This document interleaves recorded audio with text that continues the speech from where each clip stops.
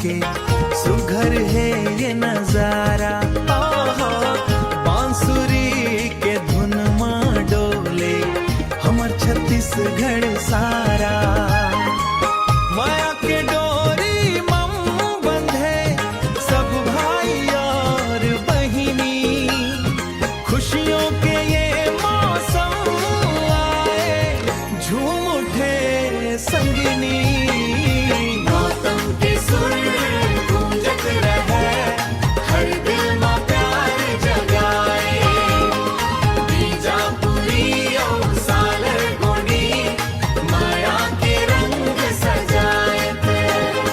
संतोष की राना स्टोर के नाम सबके मन लुभाए।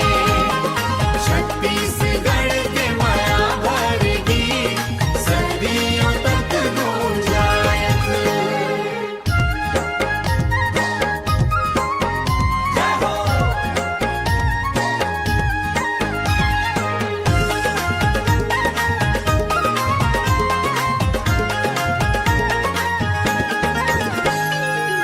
धान के कटोरा हमर सोवत है ये धरती माता।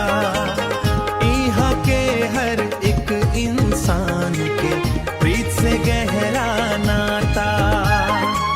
माया मोहा कस महके हवा में ये घुली है। खुशियों के ये संझाए सबके आँखी खुली